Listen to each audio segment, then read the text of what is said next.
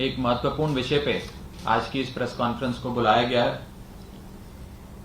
साथियों, पंजाब की वीर भूमि पे जन्मे शहीद अग्निवीर अमृतपाल जो मानसा जिले से आते हैं, वो 11 अक्टूबर 2023 को जब भारतीय सेना में तैनात राजौरी सेक्टर में लाइन ऑफ कंट्रोल के साथ ड्यूटी पर थे, वहां उनकी मृत्यु हुई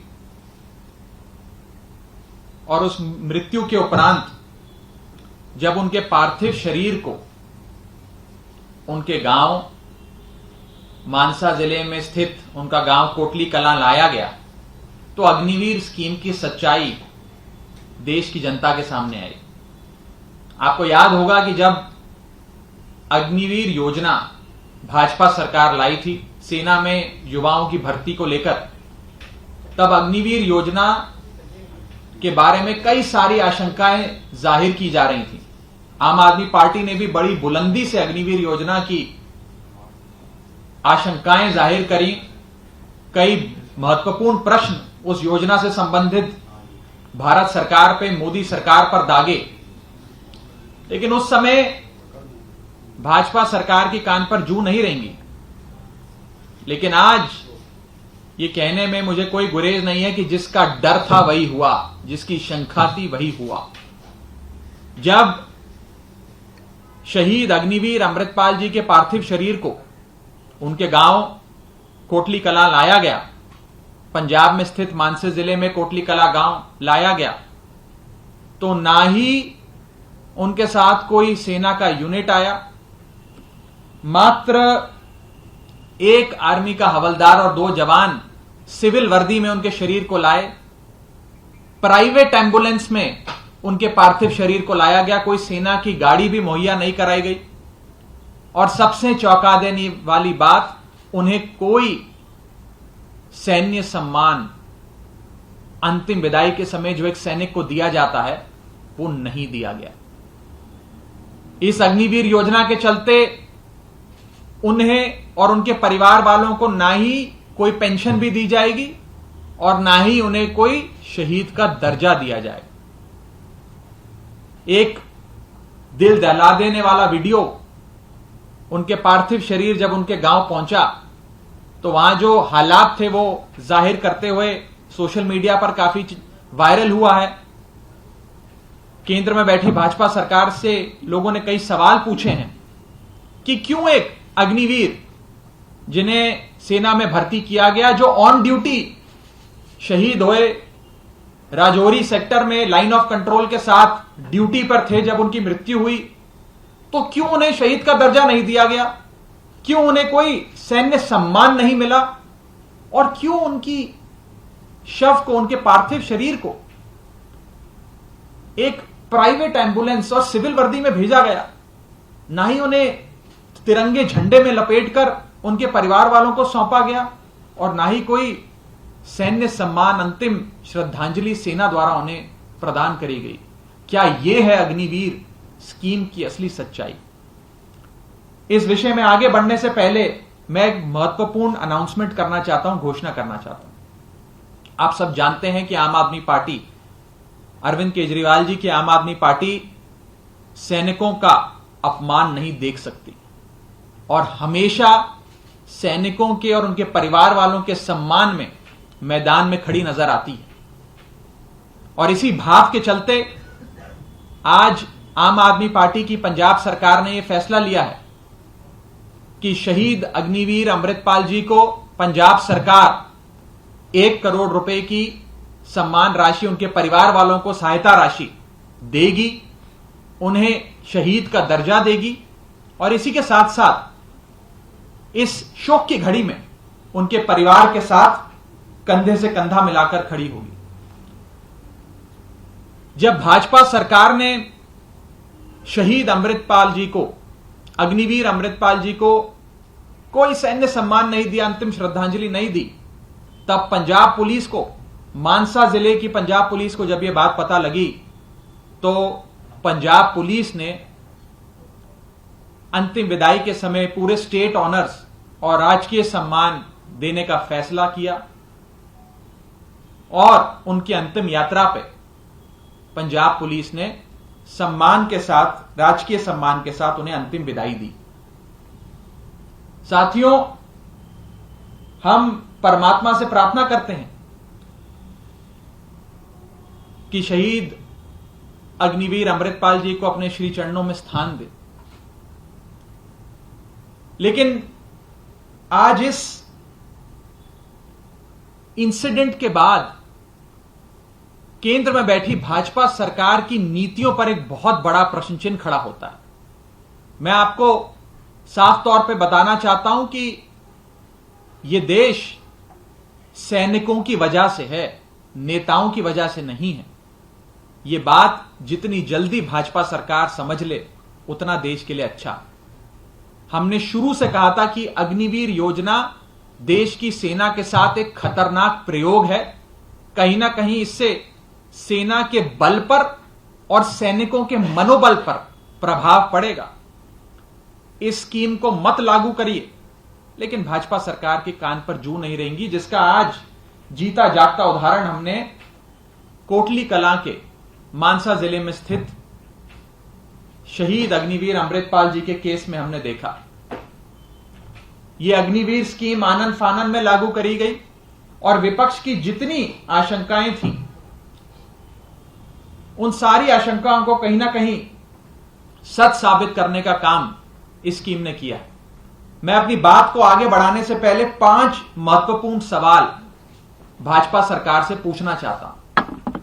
मेरा पहला सवाल, क्या 19 वर्षीय शहीद अग्निवीर अमृतपाल जी को सैन्य सम्मान ना मिलना, उनकी अंतिम विदाई पर उन्हें सम्मान नहीं मिलना, क्या भारतीय सेना का अपमान नहीं है?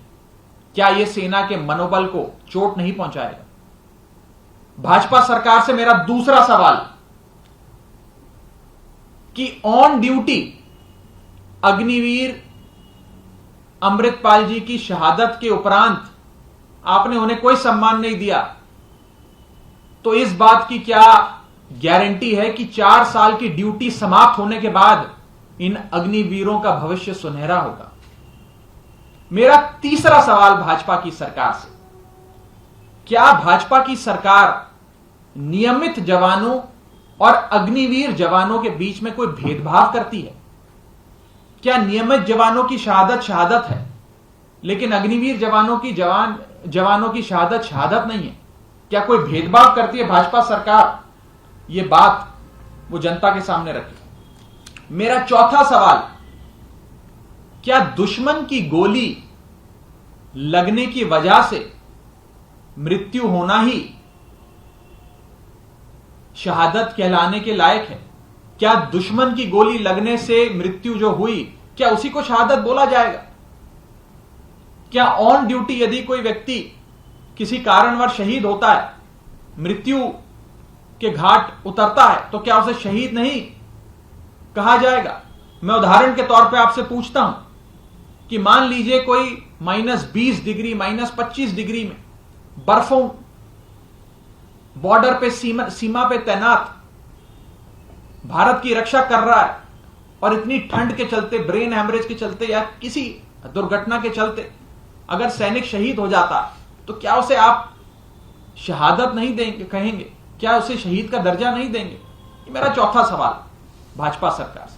और मेरा 5वां और आखिरी सवाल कि अगर अग्निवीर योजना इतनी अच्छी है, अगर अग्निवीर योजना से भारतीय सेना का, भारत देश का इतना भला होने जा रहा है, तो कितने नेताओं के बच्चे अग्निवीर स्कीम के चलते भारतीय सेना में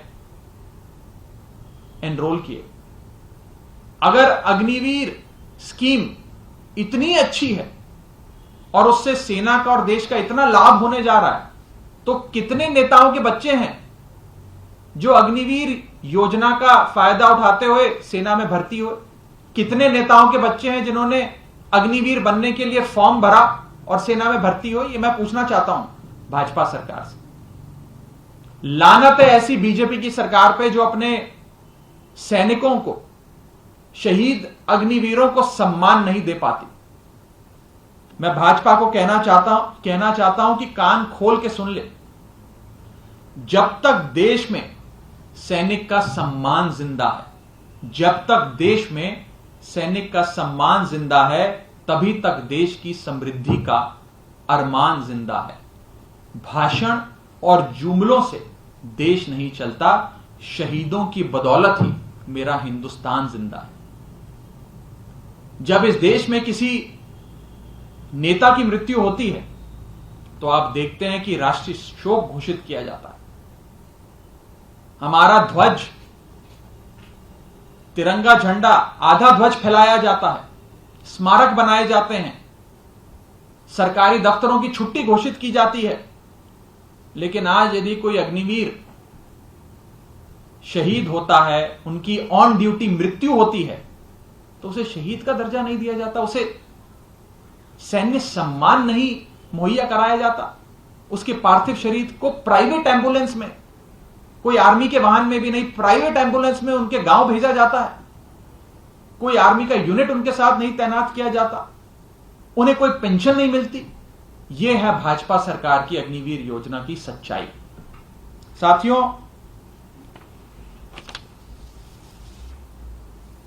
दिवाली पर सैनिकों के बीच जाना, बॉर्डर पर जाकर फोटो खिंचवाना, कैमरे के सामने उन्हें मिठाई खिलाने से सेना का सम्मान नहीं होगा। अगर सेना का असल सम्मान करना है तो शहादत के उपरांत उन्हें पूरे सम्मान के साथ, सैन्य सम्मान के साथ अंतिम विदाई दी जाए। दुख की घड़ी में उनके परिवार के साथ खड़ा होया जाए और कॉस्ट कटिंग की आड़ में ना उनकी पेंशन रोकी जाए, ना उनका मुआवजा रोका जाए। यह है असल सम्मान। अगर भाजपा सरकार भारतीय सेना की वास्तव में सम्मान करती है, इज्जत करती है, तो फोटो खिंचवाना और मिठाई खिलाना बंद करे, हमारे अग्निवीरों को सम्मान देना शुरू करे। अंत में बस इतना ही कहना चाहूंगा कि इस देश में सेना की और सेना से जुड़ी जो योजनाएं हैं, उनकी हालत कुछ इस प्रकार है कि ओआरओपी का अपना हक पाने के लिए, अधिकार पाने के लिए पूर्व सैनिकों को सालों तक भारत देश की सड़कों पर आंदोलन करना पड़ा। भारतीय सेना में भर्तियां खुलवाने के लिए देश के करोड़ों युवाओं को सड़कों पर आंदोलन करना पड़ा और अग्निवीर योजना आने के उपरांत उसमें संशोधन करवाने के लिए, उसे ठीक करवाने के लिए, उसके गलत पॉइंट्स को हटवाने के लिए देश के युवाओं को प्रोटेस्ट करना पड़ा, लाठियां खानी पड़ी, धरना करना पड़ा, आंदोलन करना पड़ा। लानत है ऐसी भाजपा सरकार पे जो भारत की सेना का सम्मान नहीं करती।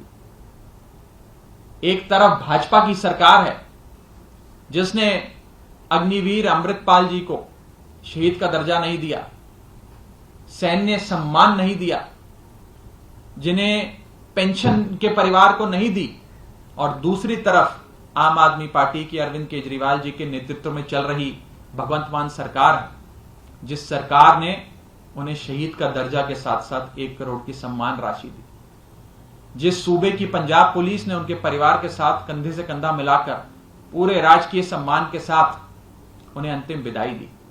साथियों, अंत में मैं बस भाजपा को इतना ही कहना चाहता हूं कि यह देश नेताओं से नहीं, ये देश सैनिकों से है, सेनानियों से है। देश की सेना का सम्मान करना सीखो। इस संदर्भ में आपका कोई सवाल हो तो आप पूछ सकते हैं। इसके आर्मी की तरफ से स्पष्टीकरण आया है।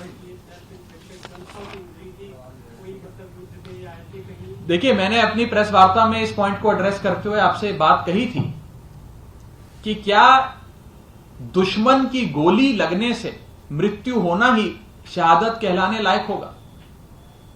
यदि कोई ऑन ड्यूटी भारत की सेना में काम कर रहे, बॉर्डर पर तैनात किसी कारणवश उनकी मृत्यु हो जाती है, तो क्या उन्हें शहीद नहीं कहा जाएगा? मैं उदाहरण देता हूं। भारत के बर्फीले इलाकों में तैनात बॉर्डर की रक्षा कर रहे हमारे सैनिकों में से किसी एक की, परमात्मा ना करे, ठंड की वजह से ब्रेन हैमरेज के चलते मृत्यु हो जाए, वो ऑन ड्यूटी उन्हें मौत हुई, लेकिन क्या भारत सरकार, भाजपा सरकार उन्हें शहीद नहीं कहेगी, उन्हें शहीद का दर्जा नहीं देगी? एक बहुत बड़ा प्रश्न चिन्ह है जो आज इस अग्निवीर योजना पर भी और भारत सरकार की नीयत पर भी, भाजपा सरकार की नीयत पर भी खड़ा होता है। और भले ही भाजपा उन्हें शहीद ना कहे, आम आदमी पार्टी और आम आदमी पार्टी की सरकार उन्हें शहीद का दर्जा भी देगी, 1 करोड़ रुपए की सहायता राशि उनके परिवार वालों को देगी, उनको पूरा अंतिम विदाई राजकीय सम्मान के साथ देगी और इस शोक की घड़ी में कंधे से कंधा मिलाकर उनके परिवार के साथ खड़ी होगी।